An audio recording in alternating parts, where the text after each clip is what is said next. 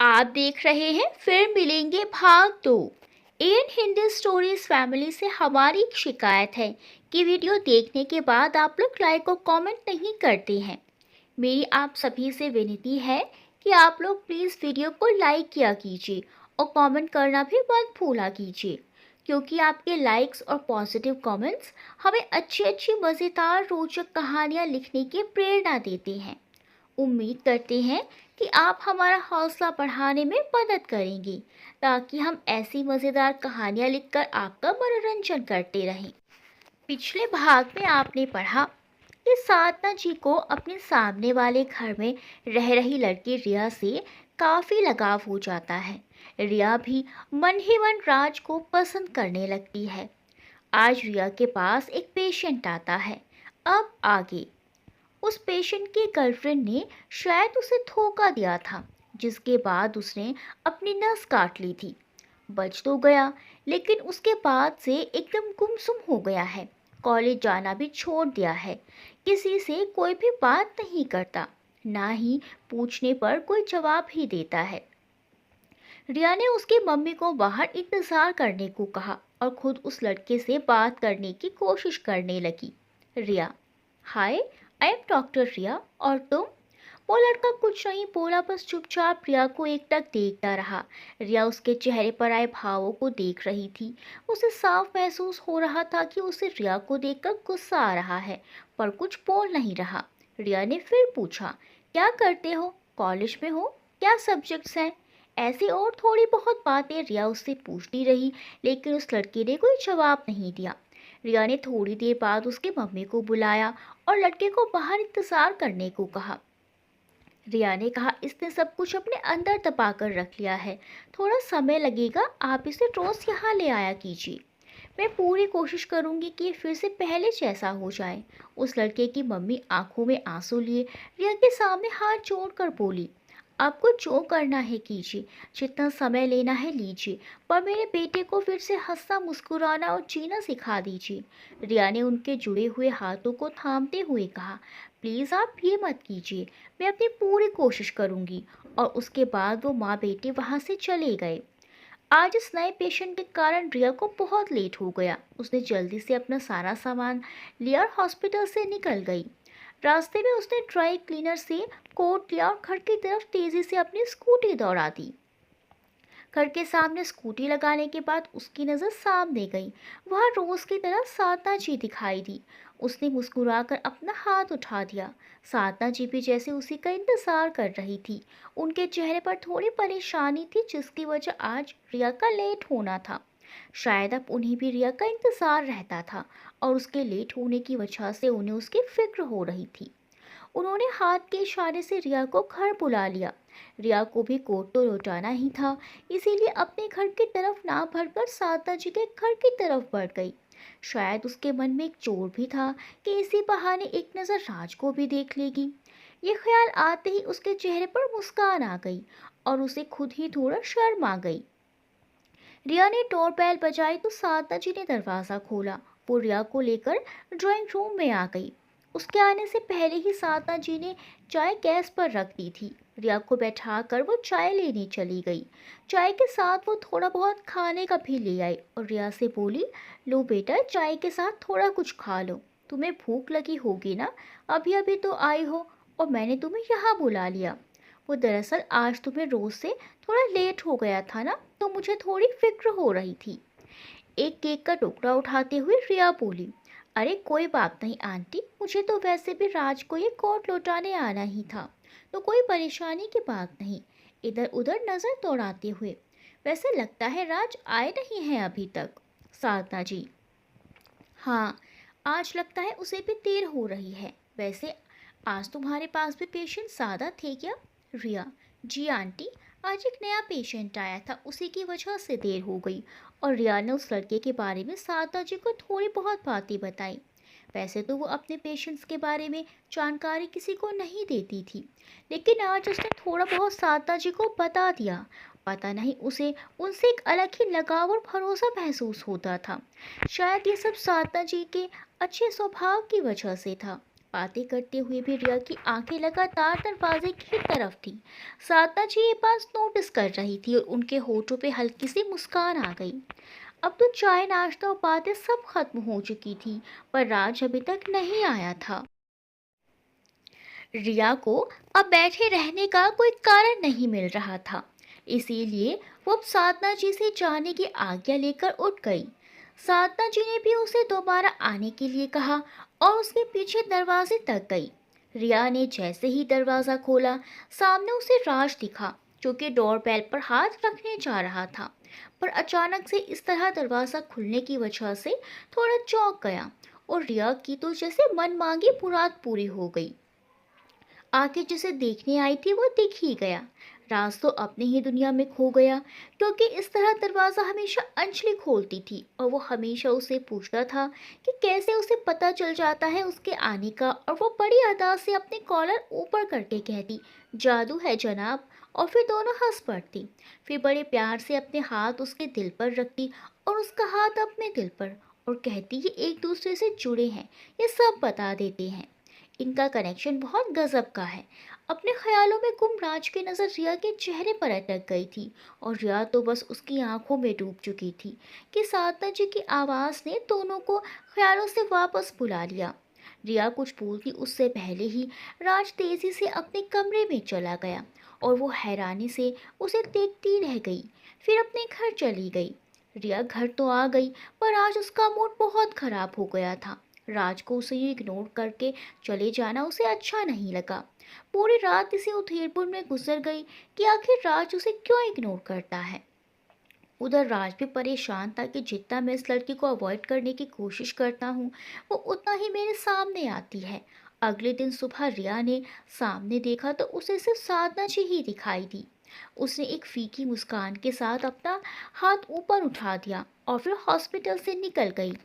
राज साधना जी के साथ बालकनी में बैठता तो था, लेकिन जब से उसे रिया के जाने का टाइम पता चला था, वो उससे पहले ही अपनी चाय खत्म करके अंदर चला जाता था। रिया का मन थोड़ा उदास था। अचानक उसे लगा कि कहीं ये सब उसके चेहरे की वजह से तो नहीं। उसने आज तक अंजलि के बारे में सिर्फ सुना था, पर कभी उसकी तस्वीर देखी नहीं थी। ये ख्याल आते ही उसने सोच लिया, आज शाम को वो साधना जी से जरूर अंजलि की तस्वीर दिखाने को कहेगी, तभी वो कुछ सोच पाएगी। उसका मन अब थोड़ा शांत हो गया था। कल वाला लड़का आज भी अपने समय पर आ गया था, पर आज भी रिया अकेले ही उससे बातें करती रही, पर उसने कुछ नहीं कहा। आखिर में रिया ने उससे कहा, देखो, अगर तुम कुछ बोलोगे नहीं तो मैं कैसे तुम्हारी मदद करूंगी। डॉक्टर समझकर नहीं, तुम अपने दोस्त समझकर मुझसे अपने दिल की सारी बातें बता सकती हो। वो थोड़ी देर एकटक रिया की आंखों में देखता रहा, जैसे जानना चाहता हो कि वो कितना सच बोल रही है, उसे उस पर भरोसा करना चाहिए या नहीं। रिया ने अपने हाथों से उसके हाथों पर हल्की सी थपकी दी, जिसे उसने टेबल पर रखा था, जैसे कह रही हो, यू कैन ट्रस्ट मी। और धीरे से अपनी पलकें झपकाकर मुस्कुरा दी। वो लड़का थोड़ी देर और बैठा रहा, फिर उठकर चला गया, जैसे अभी उसे भरोसा नहीं। रिया ने अपनी कुर्सी पर सीधे होते हुए गहरी सांस छोड़ी और थोड़ी देर अपनी आंखें बंद करके बैठ गई। उधर राज भी अपने आप को काम में व्यस्त रखने की कोशिश कर रहा था, ताकि कोई दूसरा ख्याल उसके दिमाग पे ना आ सके। शाम हो चुकी थी। रिया ने अपना सामान समेटा और घर के लिए निकल गई। घर पहुंचते ही उसने साधना जी को हाथ हिलाया और सीधे उनके घर की तरफ बढ़ गई। थोड़ी देर इधर उधर की बातें करने के बाद बोली, आंटी, मैं आपको परेशान नहीं करना चाहती, पर अगर आपको बुरा ना लगे तो क्या मैं अंजलि की कोई तस्वीर देख सकती हूँ। साधना जी के बिना कुछ बोले एकटक उसे देखती रही। उसने फिर कहा, आंटी, मैं आपकी तकलीफ समझ सकती हूँ, पर जिस तरह से राज जी रहे हैं, आखिर कब तक ऐसे जिएंगे। आंटी, मैं आपके पड़ोसी होने के साथ साथ एक डॉक्टर भी हूँ, और वो भी मनोरोग विशेषज्ञ। मैं राज की मदद करना चाहती हूँ, पर उसके लिए आपको भी मेरी मदद करनी होगी। जिस तरह से वो मुझे अवॉइड करते हैं, मुझे कुछ समझ नहीं आता कि आखिर मैंने ऐसा किया क्या है। आपने बताया था कि मेरी शक्ल अंजलि से मिलती है, तो कहीं यही वजह तो नहीं मुझे अवॉइड करने की। प्लीज़ आप एक बार मुझे उनकी तस्वीर दिखा दीजिए। साधना जी इतनी देर चुपचाप उसकी बातें सुनती रही, फिर एक लंबी सांस छोड़कर उठ गई और रिया का हाथ पकड़कर उसे कमरे में ले गई। दरवाज़ा खोलते ही सामने एक बड़ी सी तस्वीर लगी थी दीवार पर, जिसे देखकर रिया की आंखें आश्चर्य से बड़ी हो गई। उसकी जुबान जैसे तालू से चिपक गई हो। सामने राज के साथ तस्वीर में अंजलि बैठी हुई थी और राज उसकी गोद में सर रखकर लेटा हुआ उसकी आंखों में देख रहा था और दोनों के चेहरे पर बहुत खूबसूरत मुस्कान थी। एक पल को तो रिया को लगा जैसे तस्वीर में वो राज के साथ बैठी हो। उसे यकीन नहीं हो रहा था कि कोई कैसे किसी से इतना मिल सकता है। वो देखते देखते फोटो के पास पहुंच गई और उसके हाथ अंजलि के चेहरे पर थे, जैसे उसे छूकर महसूस करना चाहती हो। साधना जी की आवाज़ से उसकी तंद्रा भंग हुई। वो कह रही थी, ये है मेरी अंजलि। बस अब समझ आएगा तुम्हें कि क्यों राज तुमसे दूर भागता है। पर मैं तुम में अपनी अंजलि देखती हूँ। तुम्हारे आसपास रहने से मुझे उसकी कमी नहीं महसूस होती है। शायद भगवान को भी हम पर तरस आ गया, इसीलिए उसने तुम्हें हमारी जिंदगी में भेज दिया। और वो फूट फूट कर रोने लगी। रिया ने उन्हें कसकर गले लगा लिया और कहा, आज जितना रोना है आप रो लीजिए, पर आगे से नहीं। आपकी एक बेटी चली गई तो क्या, मैं तो हूँ ना। उसकी आंखों से भी आंसू बह रहे थे। पता नहीं उसे क्यों साधना जी का रोना बर्दाश्त नहीं हो रहा था। थोड़ी देर बाद दोनों ने खुद को संभाला और साधना जी ने कहा, मैं भी चाहती हूँ कि राज फिर से पहले की तरह जीने लगे, पर उससे अपने आप को एक खोल में बंद कर लिया हो जैसे। मैं तुम्हारी हर तरह से मदद करूँगी उसे वापस ज़िंदगी की तरफ मोड़ने के लिए। पर एक बात तो तय है कि वो अपना इलाज कराने तो तुम्हारे पास आएगा नहीं। तो अब बताओ क्या करना है। रिया, हम्म, कह तो आप बिल्कुल सही रहे हो आंटी, कुछ तो सोचना पड़ेगा। और फिर उसके दिमाग में एक प्लान आ ही गया और उसने साधना जी को सब समझा दिया। जिसे सुनते ही साधना जी के चेहरे पर भी स्माइल आ गई और रिया हंसते हुए अपने घर चली गई। अगली सुबह राज अभी सो ही रहा था। देर रात तक उसे नींद नहीं आई थी। अभी सुबह ही उसकी आंख लगी थी। उसे रात में एक सैंडो गंजी और हाफ पैंट में सोने की आदत थी। अभी भी वो वैसे ही सोया हुआ था। तभी उसका दरवाज़ा खुला और रिया एक चाय का कप लेकर आई। उसने राज को 2-3 बार पुकारा, पर वो शायद बहुत गहरी नींद में था। अब रिया को शरारत सूझी और उसने राज की उंगली पकड़कर हल्की सी चाय में डुबा दी। गर्म लगने की वजह से राज चीखता हुआ उठ गया और अपना हाथ छाटते हुए सामने देखा। सामने देखते ही वो एकदम शांत हो गया। सामने रिया खड़ी होकर हंस रही थी। राज ने कहा, अंजलि। रिया ने झट से उसकी बात काटते हुए कहा, ना ना, अंजलि नहीं, रिया। और फिर से मुस्कुराकर उसने चाय का कप राज की तरफ बढ़ाया। अब राज को होश आया और वो गुस्से से बोला, तुम यहाँ क्या कर रही हो। रिया, आपको चाय दे रही हूँ। राज, तुम्हें किसने कहा मुझे चाय देने के लिए, और यहाँ मेरे कमरे में क्या कर रही हो। तुम निकलो यहाँ से। राज को अब अपने कपड़ों का भी ध्यान आ गया और वो तेजी से इधर उधर कुछ पहनने के लिए ढूंढने लगा। राज को उसकी परेशानी में देखकर मजा आ रहा था, पर वो मुस्कुराने लगी।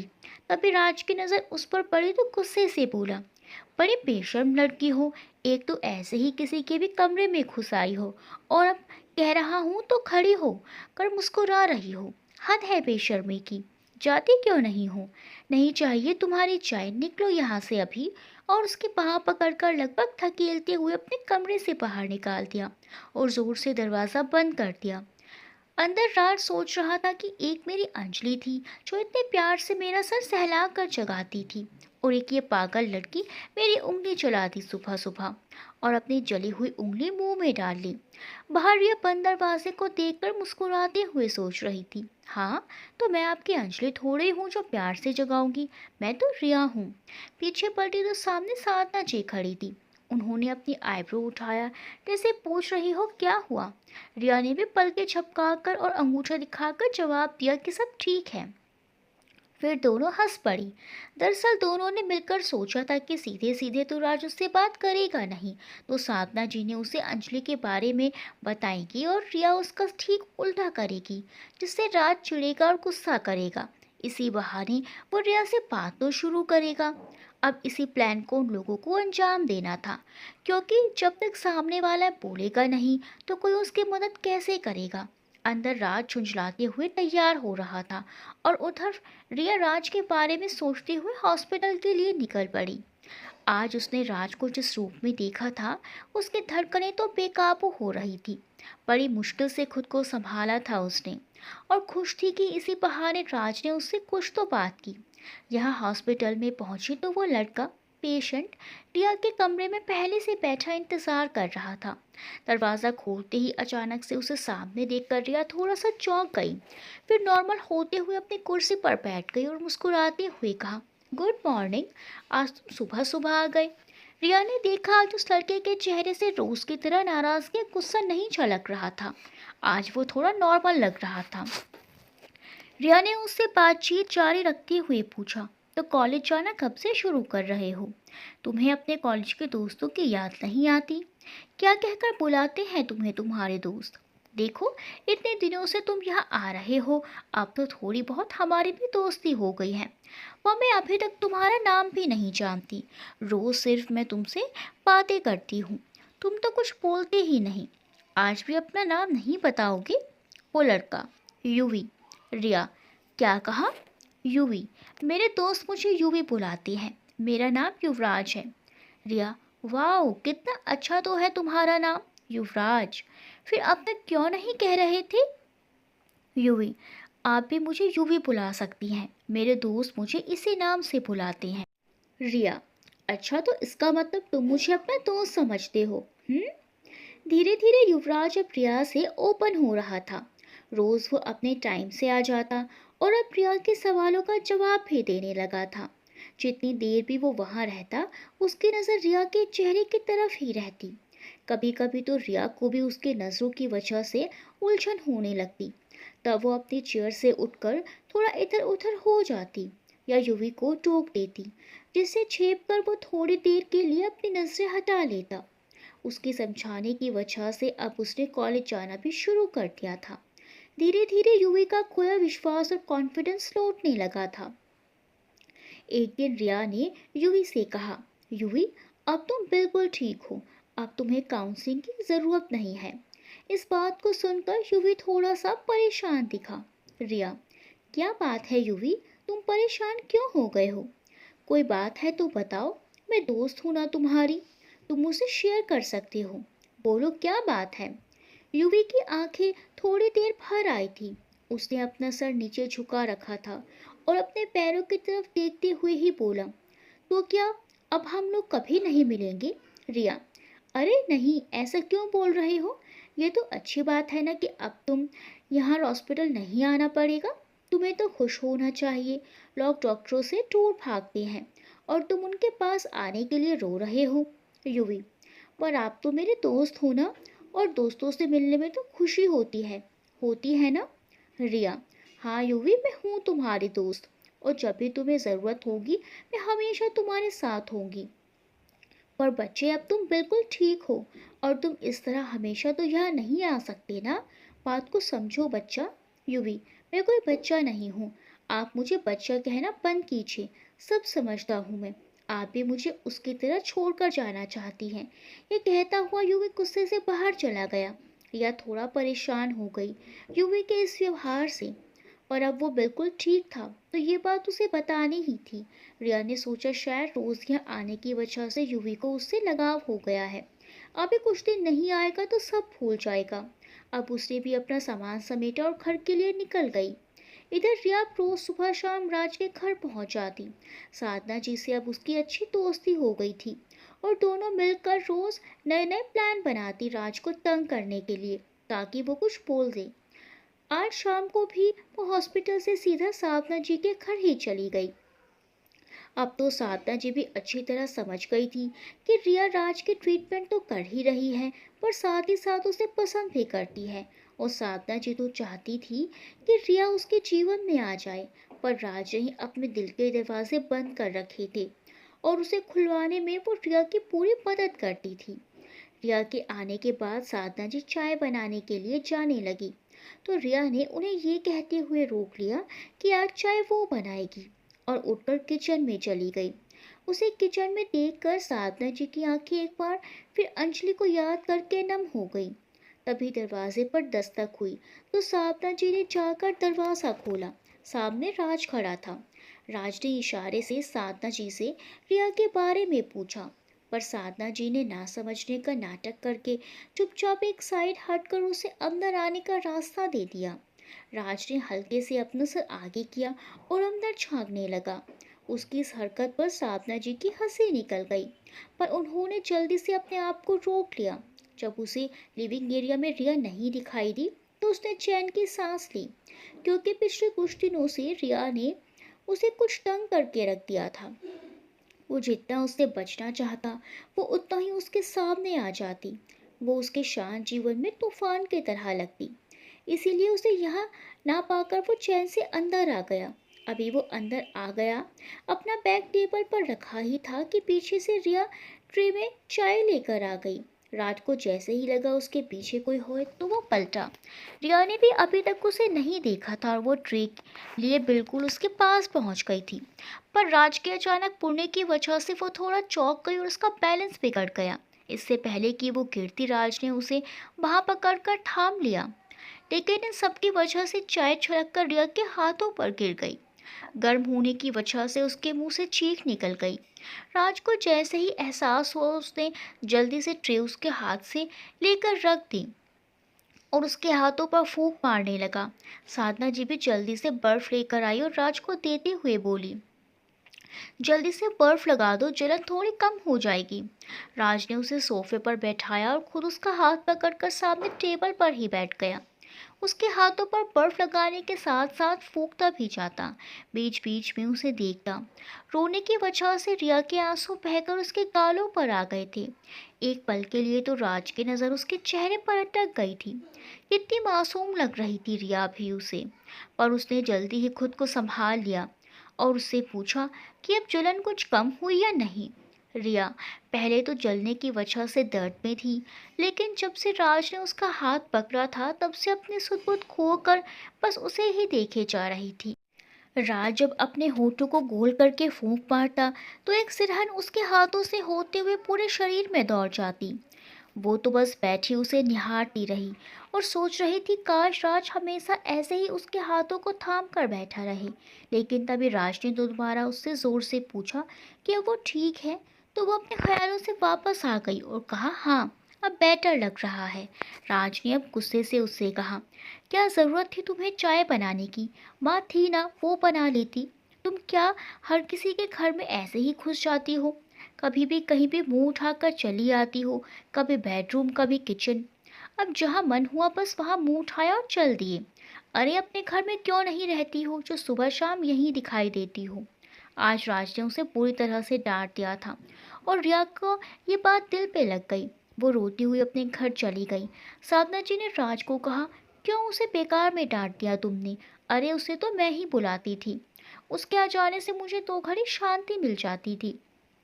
बेकार में ही बेचारे को रुला दिया। यह आज तुमने ठीक नहीं किया राज। उसे डांटने के बाद राज को भी अफसोस हो रहा था। वो सोच रहा था बेकार में ही इतना डांट दिया, अच्छे से भी तो समझा सकता था। एक तो बेचारी का हाथ चल गया, ऊपर से मैंने डांट भी दिया।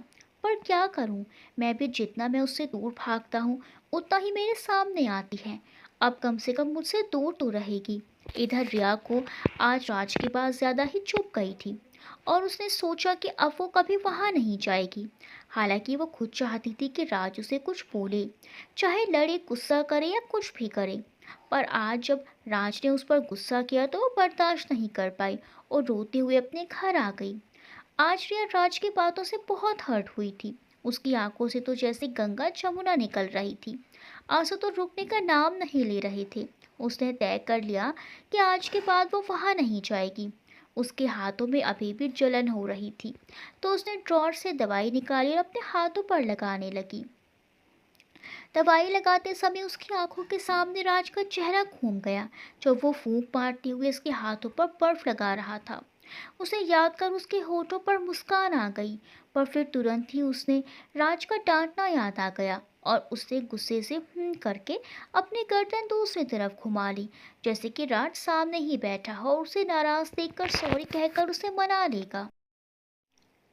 उधर राज भी अपने कमरे में चहलकदमी कर रहा था। उसे बहुत बुरा लग रहा था क्योंकि उसने आज रिया को डांट क्यों दिया था, और अब तो माँ भी उससे नाराज़ हो गई थी। उसे समझ नहीं आ रहा था कि क्या करे। जब घूमते घूमते थक गया तो बिस्तर पर बैठते हुए सोचा, कल जब वो आएगी तो उससे माफ़ी मांग लेगा। ये ख्याल आते ही उसे थोड़ा सुकून महसूस हुआ और उसके बाद वो सो गया। अगली सुबह जब उसकी नींद खुली तो जल्दी से फ्रेश होकर डाइनिंग एरिया में आकर बैठ गया नाश्ते के लिए और बोला, रिया को अपने घर में रहना चाहिए। राज अपना कप लेकर चुपचाप वहां से जाने लगा। तभी पीछे से साधना जी की आवाज़ आई, दो अलग अलग लोग तो दोनों में तुलना करना छोड़ दो। इसके अंदर अंजलि को ढूंढना छोड़ दो। राजब वहां से बिना कोई जवाब दिए चला गया। आज ऑफिस में भी पूरा दिन उसका मन नहीं लगा। रिया जब सुबह उठकर तैयार हुई तो वो साधना जी के घर जाने के लिए निकली, पर तभी उसे कल वाली बात याद आ गई और वो रुक गई। कितनी बार उस तरफ जाने के लिए उसके पैर बढ़े, पर उसने खुद को रोक लिया। दिल बार बार उसे उधर जाने को कहता, पर दिमाग रोक लेता। आखिर में जीत दिमाग की हुई और वो सीधे हॉस्पिटल निकल गई। पर आज वहाँ भी उसका मन नहीं लग रहा था। उसे राज से तो गुस्सा था, पर उसे साधना जी के लिए बुरा भी लग रहा था क्योंकि उसमें वो अपनी बेटी ढूंढती थी। पर राज के चक्कर में आज वो उनसे भी बिना मिले ही चली आई थी। जब उससे रहा नहीं गया तो साधना जी को फ़ोन मिला दिया। थोड़ी देर उनसे बात की और फिर अपने काम में लग गई। उनसे बात करके अब उसे थोड़ा ठीक लग रहा था। शाम को जब वो घर जाने के लिए निकली तो पार्किंग में उसे युवी उसका इंतज़ार करते हुए मिला। रिया, अरे तुम यहाँ क्या कर रहे हो? युवी, आपका इंतज़ार कर रहा था। आपने कहा था मैं अब ठीक हूँ तो हॉस्पिटल नहीं आ सकता, पर बाहर तो आपसे मिल सकता हूँ ना, तो बस आपका वेट कर रहा था। रिया, अच्छा कोई काम था क्या? बताओ क्या बात है? युवी, अरे बिना काम के अपने दोस्त से नहीं मिल सकता क्या? आपने कहा था ना कि हम दोस्त हैं। चलिए, आज आपको मैं एक अच्छी सी कॉफ़ी पिलाता हूँ। रिया, नहीं युवी, आज वो मुझे कुछ काम है तो जल्दी जाना है, तो फिर कभी कॉफ़ी पी लेंगे हम साथ में। युवी, अरे रिया जी, कॉफ़ी में इतना टाइम लगेगा क्या? चलिए ना। अच्छा आप बाहर नहीं जा सकती तो चलिए, यहीं हॉस्पिटल की कैंटीन में ही चलते हैं। रिया को कुछ समझ नहीं आ रहा था कि क्या बोले, कहीं उसके मना करने पर कुछ नेगेटिव थॉट ना आ जाए उसके मन में। इसीलिए ना चाहते हुए भी वो उसके साथ कैंटीन चली गई। उसने यूवी को समझाया कि चलो आज का दिन तो ठीक है, पर रोज़ वो उसके साथ यहाँ नहीं आ सकती है। शाम को भी रिया साधना जी के घर नहीं गई। राज को भी कुछ दिनों से उसे देखने की आदत सी हो गई थी। इसीलिए शाम को जब वो वापस आया तो उसे पूरी उम्मीद थी कि रिया यहीं होगी, पर जब वो उसे नहीं दिखी तो उसे अच्छा नहीं लगा। राज ने सोचा, अगर एक बार आ जाती तो मैं उससे माफ़ी मांग लेता, कम से कम मुझे ये बेचैनी तो नहीं होती। मेरी बात को तो ऐसे बुरा मानकर बैठी है जैसे कितनी आज्ञाकारी हो। क्या करूँ कुछ समझ नहीं आ रहा। साधना जी की भी उसकी परेशानी देख रही थी और मन ही मन खुश हो रही थी कि ये भी उसे मिस कर रहा है, पर मानेगा नहीं। आज 3 दिन हो गए थे रिया वहाँ नहीं गई। परेशान तो वो भी थी, पर इस बात को वो खुद को कमज़ोर नहीं पड़ने देना चाहती थी। हाँ, फ़ोन पर उसकी साधना जी से बातें हो जाती थी और राज की बेचैनी सुनकर उसे अच्छा लगता कि वो उसे मिस करता है। इस बार उसने सोचा कि जब तक वो खुद नहीं कहेगा वो नहीं जाएगी। इधर पता नहीं क्यों रिया को लगता जैसे कोई उस पर नज़र रखता हो, पर जब भी वो अपने आसपास देखती उसे कोई दिखाई नहीं देता तो वो उसे अपना वहम मान लेती। लेकिन उसे बार बार लगता कि कोई तो ज़रूर है जो उसे देख रहा है। वो क्या है ना, लड़कियों से की सिक्स सेंस इन सब मामलों में बड़ी तेज़ होती है। उसे लगता तो कुछ गलत है, पर क्या समझ नहीं पाती। आज शाम को जब वो अपने घर पर थी तभी उसकी डोर बेल बजी। रिया को थोड़ा आश्चर्य हुआ कि कौन हो सकता है, क्योंकि साधना जी से अभी उसकी बात हुई थी तो वो तो होंगी नहीं, और किसी और की उसे कोई जान पहचान नहीं थी तो कौन आ सकता है। अभी वो सोच रही थी कि दोबारा घंटी बजी। रिया थोड़ा घबरा गई क्योंकि 2-3 दिन से उसे जो फीलिंग हो रही थी कि कोई उस पर नज़र रखे है, कहीं वही तो नहीं, क्या करे क्या ना करे उसे कुछ समझ नहीं आ रहा था। उसने की होल से झांक कर देखा तो सिर्फ किसी की पीठ नजर आई। मतलब जो कोई भी था वो दूसरी तरफ घूमा हुआ था। रिया ने चैन लगाकर दरवाजा खोला और पूछा कौन है, तो सामने खड़ा शख्स पलटा तो रिया की आंखें आश्चर्य से बड़ी हो गई। फिर थोड़ी देर में उन आंखों में खुशी दिखने लगी क्योंकि सामने राज खड़ा था। रिया, आप यहाँ? राज, जी मैं। रिया थोड़ा नाराजगी से, यहाँ कैसे आना हुआ? अब तो मैं आपके घर भी नहीं आती। अब क्या यहाँ से भी भगाना चाहते हैं? राज, आपके यहाँ मेहमानों को क्या ऐसे दरवाजे से झांक कर बात करते हैं? ओह सॉरी, थोड़ा झेपते हुए उसने जल्दी से चैन हटाई और दरवाज़ा खोल दिया। पर अभी भी उसने राज को अंदर आने को नहीं कहा। राज, वो क्या मैं आपसे सॉरी कहने आया था उस दिन के लिए। अब आपका हाथ कैसा है? रिया, जी ठीक है। तो कहिए जो कहने आए हैं। राज आश्चर्य से, क्या मतलब? रिया, अरे सॉरी कहने आए हैं तो कहिए ना। राज, ओह सॉरी, मुझे उस दिन आपको इस तरह डांटना नहीं चाहिए था। पर आप घर आ जाया कीजिए, वो माँ आपसे काफ़ी हिल मिल गई है। आप नहीं आती तो वो बहुत उदास रहती हैं। मैं उनसे दोबारा उनकी बेटी को दूर नहीं करना चाहता। रिया, जी देखूंगी, थोड़ा छोटा एटीट्यूड दिखाते हुए। क्या पता कब आप फिर से कह दें कि मैं दिन भर वहाँ पड़ी रहती हूँ और दोबारा मुझे वहाँ से जाने के लिए कह दें। पर मैं सोचते हुए खुद से ही कहती है, खड़ूस, खुद भी मुझे वहाँ बुलाना चाहता है पर बोलेगा नहीं।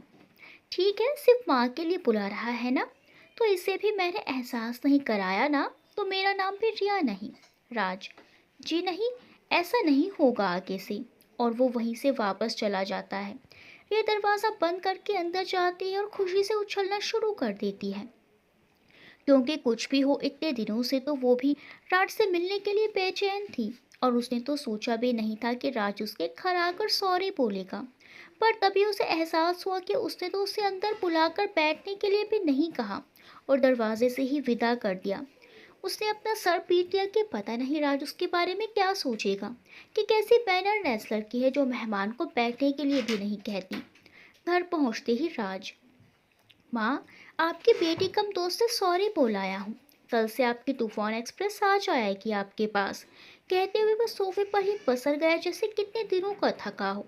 आज उसके मन से वैसे भी बोझ उतर गया था, तो उसे बहुत रिलैक्स फील हो रहा था।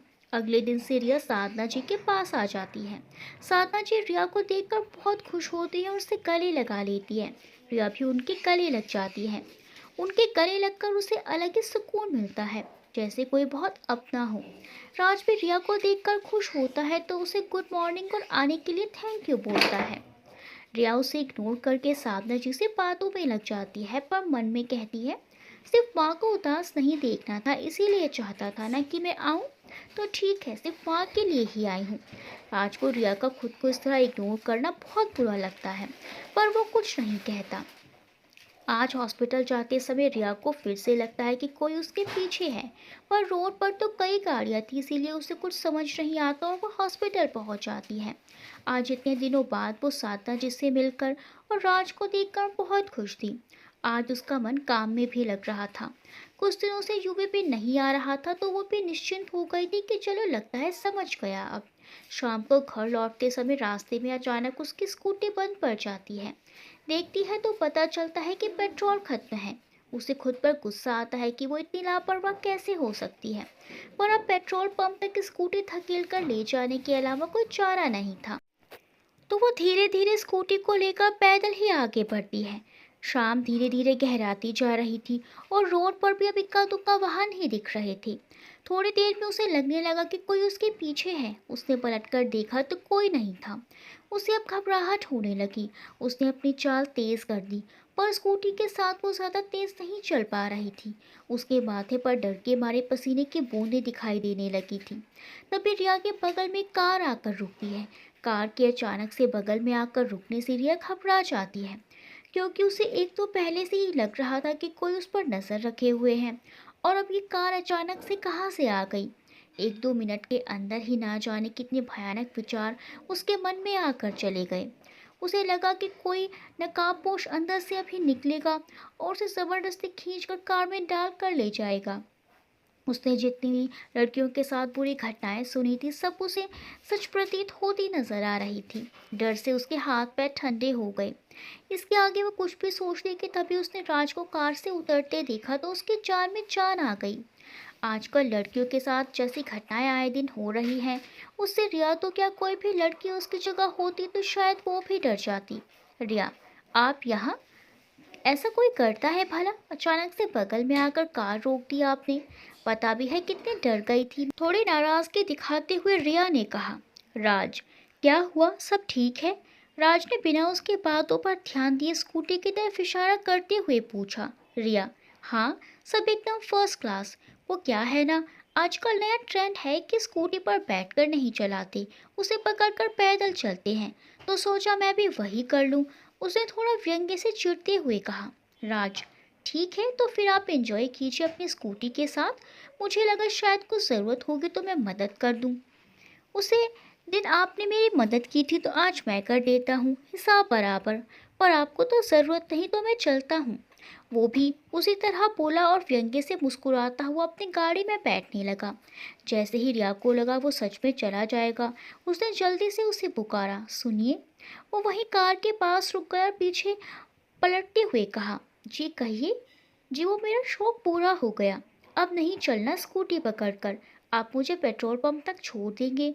खड़ूस कहीं का, मन में रिया ने कहा। राज, चलिए। नौटंकी कहीं की, सीधे सीधे नहीं बोल सकती, मन में राज ने कहा। रिया ने स्कूटी स्टैंड पर लगाई और कार में बैठने लगी तो राज ने उसे रोक दिया। रिया ने गुस्से से उसकी तरफ देखते हुए कहा। अब क्या? राज ने कार से एक लेबल निकाला और उसकी मदद से उसने स्कूटी को कार से जोड़ दिया और उसे कहा, मैं कार धीरे चलाऊंगा, आप स्कूटी पर बैठो। इस तरह बीच सड़क पर स्कूटी छोड़कर नहीं जा सकते और फिर पेट्रोल पंप तक ले जाकर दोबारा आपको यहाँ छोड़ने भी मुझे ही आना पड़ेगा और मेरे पास इतना फ्री टाइम नहीं है। राज ने भी एटीट्यूड दिखाते हुए कहा। रिया ने अपना हेलमेट फिर से पहना जो कि उसने पहले उतार दिया था और चिढ़कर पैर पटकती हुई जाकर स्कूटी पर बैठ गई। राज भी कार पर बैठकर कार स्टार्ट कर दी और धीरे धीरे आगे बढ़ने लगा। रिया के गुस्से से भरे हुए चेहरे को याद कर उसके होंठों पर मुस्कान फैल गई। पेट्रोल पंप तक वो बहुत धीरे धीरे ड्राइव करता रहा और बार बार शीशे में पीछे नजर रखता रहा कि रिया ठीक है या नहीं। उसे उसकी चिंता भी हो रही थी। रिया भी गुस्से से मुंह फुलाकर स्कूटी का हैंडल पकड़कर चुपचाप बैठी रही। गुस्से में वो और भी ज्यादा क्यूट लग रही थी। ये सारी घटना कोई दूर खड़ा देख रहा था और उसे राज के साथ देखकर एक नागवारी के भाव उसके चेहरे पर झलक रहा था। पेट्रोल पंप पर रिया को छोड़ने के बाद राज उसके लिए रुका नहीं और कार आगे बढ़ा दी। रिया को गुस्सा आया कि उसकी इस हरकत पर गुस्से से बोली। समझना क्या है खुद को, इतना एटीट्यूड, घमंडी कहीं का। राज ने कार के शीशे में रिया को गुस्से से पड़पड़ाते हुए देखा और उसे हंसी आ गई और खुद से ही कहा, अब हो गया हिसाब बराबर, मदद का भी और उस दिन मुझे इग्नोर किया उसका भी। रिया भी पेट्रोल पंप पर पेट्रोल भराकर अपने घर आ गई।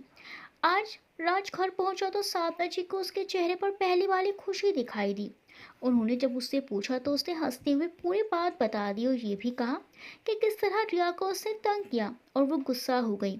आज राज को इस तरह खुश देखकर साधना जी भी बहुत खुश थी। अगले दिन रिया को हॉस्पिटल से निकलने में बहुत लेट हो गया। ओह, आज तो बहुत देर हो गई है, अंधेरा भी हो गया। जल्दी निकलती हूँ, भूख भी बड़े जोर की लगी है और थकान तो जो हो रही है वो अलग। वो खुद से ही बड़बड़ाते हुए अपना सामान जल्दी से समेटकर घर के लिए निकल गई। इधर साधना जी को भी पता नहीं क्यों बहुत बेचैनी हो रही थी। वो परेशान से अपनी बालकनी में ही चहलकदमी कर रही थी। मन बहुत बेचैन था उनका।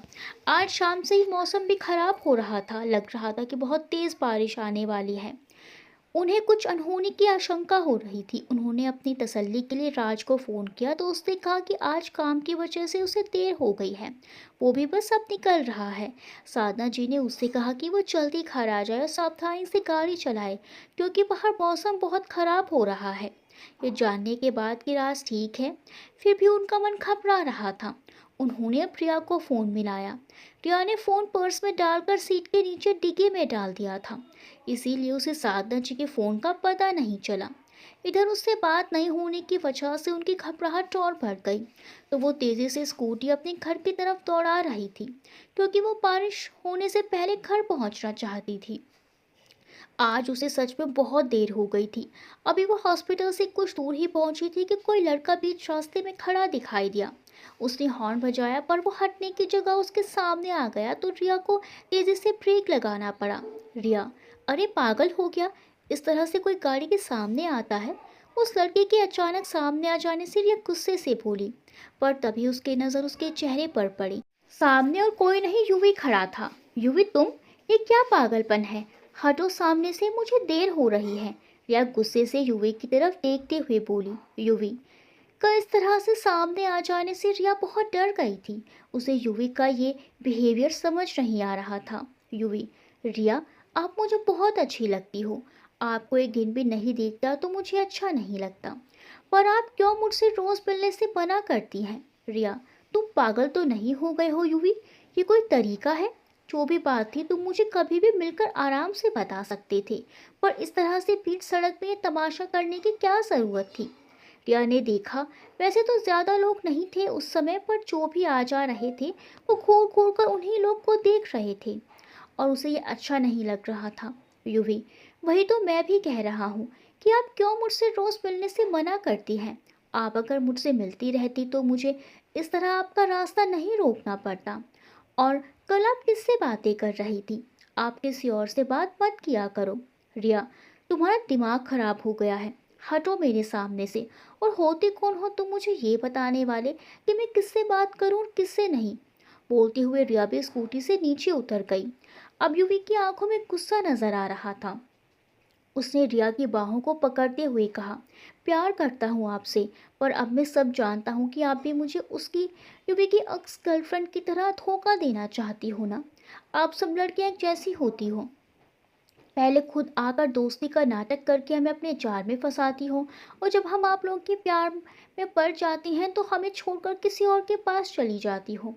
यूवी की आंखें गुस्से से लाल हो रही थी और उसकी पकड़ रिया की बाहों पर कसती जा रही थी। अब तो रिया के हाथ दर्द करने लगे थे। अब वो अपनी पूरी ताकत से खुद को छुड़ाने की कोशिश कर रही थी।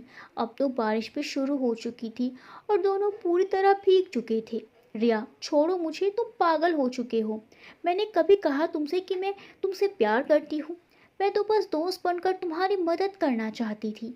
एक डॉक्टर हूँ मैं, किसी को बीमार मरते हुए नहीं देख सकती। तुम जब मेरे पास आए थे जिंदगी से हारे हुए थे, बीमार थे, एक डॉक्टर की बात नहीं सुनते, इसीलिए तुम्हारी दोस्त बनी ताकि तुम्हारी मदद कर सकूं। इसका ये नतीजा होगा, अगर जानते तो कभी तुम्हारी मदद नहीं करती। बोलते बोलते रिया रोने लगी। वो अपने आप को छुड़ाने की पूरी कोशिश कर रही थी। बारिश की वजह से सड़क भी लगभग खाली हो चुकी थी और अंधेरा भी बढ़ता जा रहा था। यूवी अपने गुस्से से पागल हुआ जा रहा था। शायद वो अपनी पिछली बातों को रिया से जोड़ कर देख रहा था। अब वो रिया से बदला लेने के लिए उसके साथ जबरदस्ती करने पर उतारू हो चुका था। रिया बहुत घबरा गई थी और मदद के लिए किसी को आवाज़ देना चाहती थी, पर डर से उसकी आवाज़ गले में ही अटक गई हो जैसे। वैसे भी वहाँ था ही कौन जो उसकी मदद कर देता। रिया का भीगा हुआ शरीर यूवी को और भी पागल बना रहा था। रिया ने एक बार अपनी पूरी ताकत लगाई और खुद को उसकी पकड़ से आज़ाद कर लिया, पर घबराहट और डर की वजह से वो अपने आप को संभाल नहीं पाई और जैसे ही भागने के लिए पीछे मुड़ी, उसका बैलेंस बिगड़ गया और वो नीचे गिर पड़ी। उसका सर वहाँ पर एक नुकीले पत्थर से जा टकराया और उसके सर से एक तेज धार खून की फूट पड़ी। उसे अपने सर में एक तीव्र पीड़ा का एहसास हुआ और वो अपना सर पकड़कर वहीं निढाल हो गई। खून देखकर यूवी भी घबरा गया। अब उसके गुस्से की जगह डर ने ले ली थी। उसे अब समझ नहीं आ रहा था कि वो अब क्या करे। रिया को हॉस्पिटल ले जाना चाहता था, पर कैसे ये उसे समझ नहीं आ रहा था। अभी खड़ा वो सोच ही रहा था कि एक कार की तेज लाइट उसकी आंखों पर पड़ी और उसने जोर से अपनी आंखें बंद कर ली, पर तभी उसने सोचा कि कोई उसे पकड़ ना ले, इसीलिए वो तेजी से वहां से भाग गया। अब उसे रिया से ज्यादा अपनी जान की फिक्र जो थी। यूवी का डर कर वहां से भाग गया। फिर रिया सड़क पर अकेली पड़ी हुई थी। कार रिया के पास आकर रुकी। राज जल्दी से कार से बाहर आया और रिया की तरफ बढ़ा। दरअसल उसने दूर से ही देखा था कि कोई लड़का किसी लड़की के साथ खींचातानी कर रहा था। अब बारिश भी होने की वजह से उसे कुछ साफ दिखाई नहीं दे रहा था। उसके बाद जब उसने लड़के को भागते हुए भी देख लिया तब उसे लगा मामला कुछ सीरियस है। इसीलिए उसने कार रोककर चेक करना ठीक समझा कि कहीं किसी को मदद की ज़रूरत हो तो। पर उसे नहीं पता था कि वो लड़की रिया ही है। वो जल्दी से उस लड़की की मदद के लिए आगे बढ़ा। अंधेरा और मूसलाधार बारिश की वजह से उसे साफ कुछ भी नहीं दिखाई दे रहा था।